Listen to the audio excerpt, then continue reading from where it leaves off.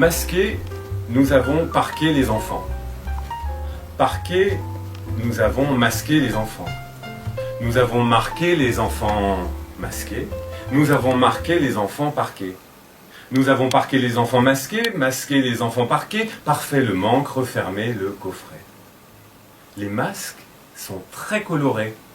Avalanche de dragibus, camions de pompiers, oursons, fusées sur les bâillons de sécurité, personnages dessinés de nos enfances rétro, passés bouche à l'air et nés aux 4 vents. Nous avons réduit les enfants petits à leur miasme. Ils se faufilent entre les tables des terrasses, bioterroristes, fraîchement évadés, nous font éternuer. Les visages poupins sont peints sur des bombes. Nous sommes sortis ce matin dans rien, pour prendre l'air, pour déplier nos jambes d'urbain. Nous avons poussé 2 portes, les avons franchies l'une après l'autre, puis rien, si ce n'était l'air que nous avons pris. Sur nous, rien, autour, pas plus, à signaler, à voir d'intéressant. Nous nous sommes rendus à l'évidence du rien environnant, ce qui n'était tout de même pas rien, mais tout de même. Contemporains, désappointés, nous avons rebroussé chemin, nous avons franchi, dépassé une porte cochère, une porte particulière, rallumé la cafetière, recouché les gamins, rouvert le quotidien. Comme tous les jours, les chiffres se surpassaient sur le papier, sur les écrans, dans nos oreilles. Ils explosent les scores de nos matins, nous parlent de moins en moins, ne nous disent plus grand-chose, et puis rien. Gestes barrières, charge virale, cire d'abeille, cérumen, cellules hexagonales, nous nous entendons mal. En quête de signal, nous sortons. Il fait très jaune. Nous tamisons ce qui sort de nos bouches, la récolte chaque jour un peu moindre, regardons par la fenêtre pour nous perdre de vue, et nous apercevons, fantomatiques, sur la vitre. Privé de sortie, le dedans s'affadit et le dehors s'oublie.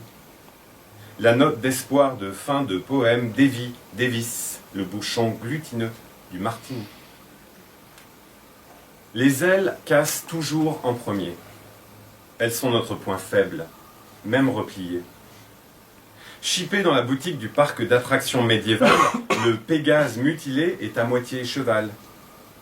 La poche de l'enfant a froissé son envol. Le voilà bête de trait, de boucherie ou de somme. Sans elle, nous galopons, ignorant où nous sommes.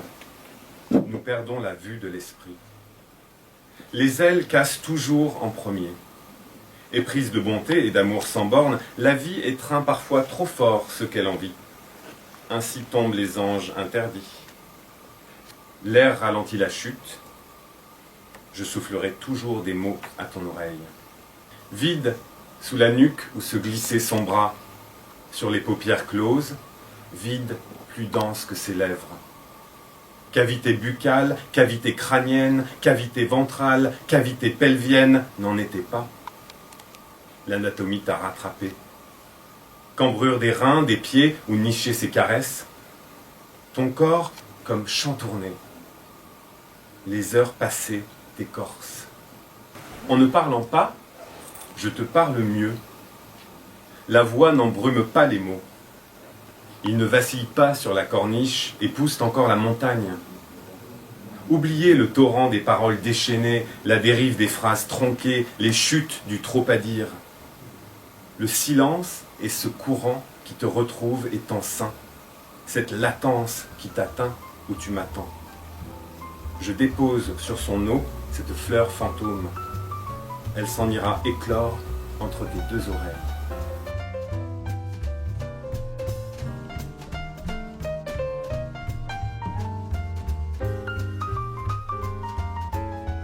Écrire, c'est pousser le langage hors des automatismes, de ses règles de fonctionnement, et jouer de sa réversibilité infinie, pour signifier une conscience nouvelle. Écrire, c'est donc guetter, représenter, mais en même temps, c'est la haute expression d'une prise de conscience, d'un désir de créer une langue autonome, de franchir le vide, d'interrompre l'ordre du langage. Pour guetter le principe dans son inquiétude et projeter son essence, l'écriture traque les fantômes et avance à tâtons, comme s'il s'agissait d'une quête aveugle, nécessitant du temps et des efforts permanents, de l'intuition et de la rigueur. Ce sentiment d'égarement face au monde est de même ordre que l'incertitude absolue de l'écriture et de sa réception. Il implique de réapprendre le temps, le monde à chaque page, de s'approprier des réalités, des histoires, des formes multiples qui contiennent. Lorsque le poète devient une sorte de personnage sans défi ni contrainte, sa parole est harassée de toute portée et donc empêchée de tout possible rayonnement. Lorsque le poète se complaît dans la pavane sous son chapiteau en tant que personnage costumé, ses propos et rimailles se rapportent simplement à l'attitude, au bavardage, à quelque chose de mièvre, de suranné, de kitsch ou encore à l'ambition de transcender dans des audaces autoproclamées, transgressives, comblées d'autodérision. Le poème implique le fait de penser contre soi, malgré soi, de sonder les ténèbres et les sources, d'explorer les puits, les labyrinthes et les tréfonds de l'âme humaine à l'image du mineur qui, à l'aide d'une pioche, s'enfonce dans les entrailles de la terre en quête de son trésor minéral. Écrire est donc un acte de courage et d'amour à la fois. Si l'on n'écrit pas avec son sang et avec son être tout entier, si le verbe ne transforme pas une réalité, si le poème ne se présente pas sans cesse ouvert sur ce qui le dépasse, il ne s'agit alors que d'une tentative échouée. On doit écrire avec la foi simple et comme on aime. Et pour cela, il est nécessaire de voir au-dessus du temps, de saisir la part d'unicité et d'immortalité qui se font entre les bruits de la ville et le grand ciel couvert d'étoiles. L'amour véritable ne se dit pas, ni ne s'expose, il se prouve chaque jour. Il révèle le sens et avance sans béquille.